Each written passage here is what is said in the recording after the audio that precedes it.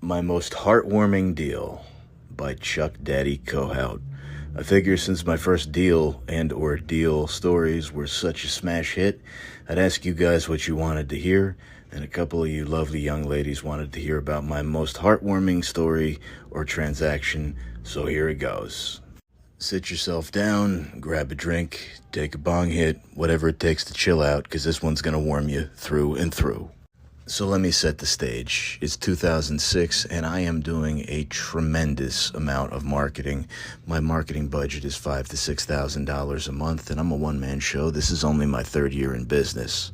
On top of postcards to every pre-foreclosure that's 3 to 6 months behind on payments in Bergen, Hudson, Essex, and Passaic County in North Jersey, I also have an ad in the paper running 24/7 in the Bergen Record, the Herald News, the Jersey City Journal, the Star Ledger, and every other local paper and penny saver you can imagine. This is an example of that ad.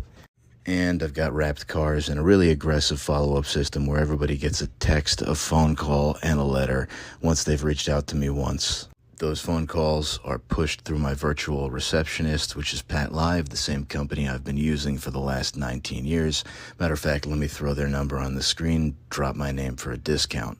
And you can call the number on the ad on the screen if you want to hear my virtual receptionist. Anyway, about 3:30 in the afternoon, I get a call from the newspaper on my Pat Live system, and I become aware of this because I get a notification on my Trio 650. That's basically like the Palm Pilot version of a BlackBerry because the iPhone still hasn't been invented for at least another year. Looks like the virtual receptionist has followed my script to a T yet again, and it looks like the house will appraise for $750,000. They only owe $550, and they're only asking $550. So naturally, I'm in total disbelief of the situation because this is the first time I've seen somebody walking away from $200,000. But skeptical as I am, I still call them back and make an appointment to go see the house at 4:30 p.m. that very day. I arrived at the house. I'm a little shocked by the pink stucco and the fact that it has a 2-car garage and it seems to be on a lot and a half in a town known as Nutley, New Jersey. Furthermore, there's already a car in the driveway, like a black car service, running and ready to take these people to the airport. So, nevertheless, I grab my paperwork and I walk to the front door and I knock. And to my amazement, guess who answers it? No, it's not Vladimir Putin or Nikolai Volkov, but it is a Russian-looking gentleman with a heavy accent. He shakes my hand, grabs me by the forearm, and pulls me into the house and says, "Leaving for Uzbekistan. Car is here. Leave for airport shortly. Come to kitchen. Sign paperwork. Sell house now." As if I wasn't skeptical enough before, now I'm in total fucking disbelief of the entire situation because this guy's about to get in a car that's running and drive away from $200,000 in equity. Yeah, I'm just not buying it. Furthermore, I didn't even get to look around the house and see how many beds or baths it was. I didn't get to do my patented home inspection that looks like fucking Saturday Night Fever. It's got 1, 2, 3, 4 walls. It's got a floor. It's got a roof. I'll take it. So this dude pulls me into the kitchen where his wife is waiting with a pen and a public notary, and they have all their paperwork lined up as well. I tell them we can go through yours, but we have to go through mine at the same time. I want to make sure I don't miss anything, and I'm kind of really getting the vibe that I am never going to see you again. He says, "Correct." We go through and sign off on all the paperwork, doing what's known as a tabletop closing, where I did buy the property subject to his existing debt. That's right, 90 minutes or less, and I can actually state that I own the property, and in fact, I do, without a lawyer present. I like to call those NFL-style closings. No fucking lawyer. I shake hands with Vladimir Putin and his wife, help them carry their last few bags to the door.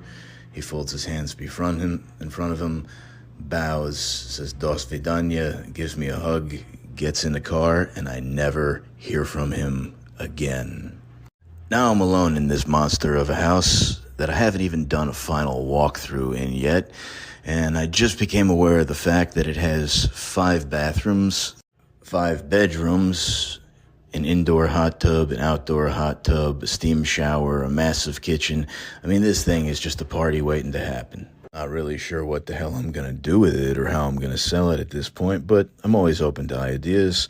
And then one day, I was on the phone with one of my lawyers who had a friend that had orchestrated some sort of march for Sudani freedom, where they had gotten involved with a modern-day underground railroad, breaking people out of slavery in the country of Sudan, flying them to the United States, organizing them so that they could march on Washington and raise awareness for the plight of their people. There was just one little glitch in the matrix. They needed a place to live, so I made them the deal of the century. As they kept busting more and more natives out of slavery, I told them, listen, you guys can stay here, keep the place clean, mow the lawn, shovel the snow, show the house, get everybody's contact information. And wow, not only do I feel like I got closer to getting into heaven, but they really did a great job. Even after they were gone on their march, I got pictures with them, with everybody from Governor Corzine all the way down to Hillary Clinton. Don't hate me for that one. And I seriously got the nicest thank you letter I think I've ever gotten from any tenant, seller, or buyer in my entire life. And I'd like to take a moment to share that with you. Dear Chuck, I cannot express in a letter how grateful I am to you for letting me stay in the house for such an extent over the last year. Immediately prior to moving in, I had had difficulty struggling through one of the lowest points in my entire life. Having dealt with losing what I thought was a lifetime relationship, then living in a lonely, unsanitary, and at times unsafe environment in Jersey City, I did not have the resources to improve my life on my own. Suddenly, you stepped in and essentially became my savior by completely changing my environment with your great generosity. When I moved into that home, my self-esteem suddenly improved immensely. With such a beautiful residence and community to look forward to returning to from the stress of work in the city. I truly felt like a prince in that house, and it helped provide me with the confidence that I needed to carry out organizing the Sudan Freedom Walk, in which I partnered with Simon Dang, an escaped slave from Sudan. We marched with others from New York to Washington, D.C., to shed light on the continued slavery and genocide in Sudan. Eventually, Nancy Pelosi, who is now scheduled to become the Speaker of the House of Representatives, Senator Hillary Clinton and Sam Brownback joined us on the walk and spoke of the urgency for increased American involvement.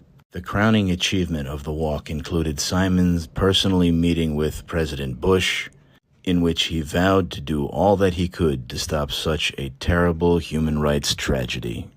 As I currently write this letter from Mozambique, Africa, working with the Peace Corps, I routinely witness how families and communities seamlessly work together when friends and even strangers are in need.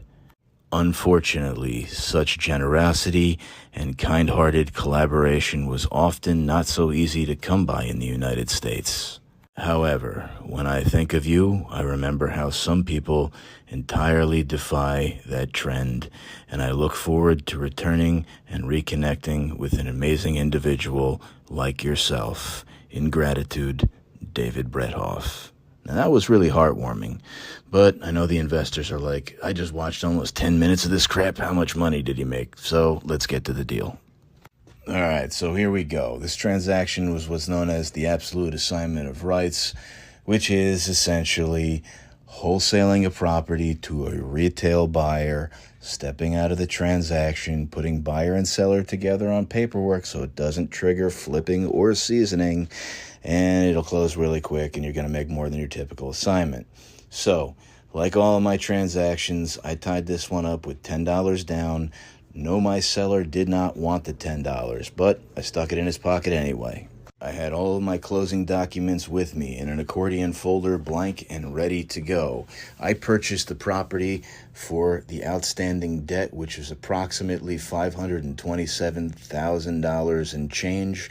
We got that off one of the more recent mortgage statements.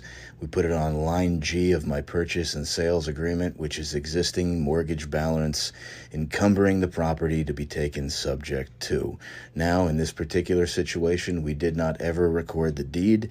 However, it was very important that I have it because at many times during this transaction, I had to be the owner and I had to be able to back it up. We told you all about how I sold it and how I sold it creatively, and I hope that was heartwarming as hell. I got one more little twist for this as we go, but I did sell it for $722, and my gross profit was $225,000. After I gave everybody the seller's concession and did a rate buy down, that brought us all the way down to $179,000. I know my math might be a little off, but the check definitely is not. And in addition, I did use a document that not many people are ever going to teach you. That's known as an escrow letter. And what that does is that actually takes the excess money that the bank is holding or the mortgage company for the seller for taxes and insurance. And rather than paying the quarterly taxes and the insurance, they just send that check to you. Hey, it's a couple extra bucks. Why not? Couple other interesting little caveats to this deal. I did have 4 signs in front of it that said for sale by owner, rent to own, and work for equity. I might have even had one down the street that said open house. And a matter of fact, I did get a fine from the town of Nutley for $500 for having too many signs. You know what we call that? The cost of doing business. Who the fuck cares? I sold the house. I also managed to buy another house selling this house because the buyer of this house lived outside of Atlantic City in Brigantine, and they wanted a place up in North Jersey as well. So I sold them this one the day before the closing. Their lender had asked for updated bank statements. They had just had their niece at their house, and they put them in their attic. They were a little older. They couldn't get them out.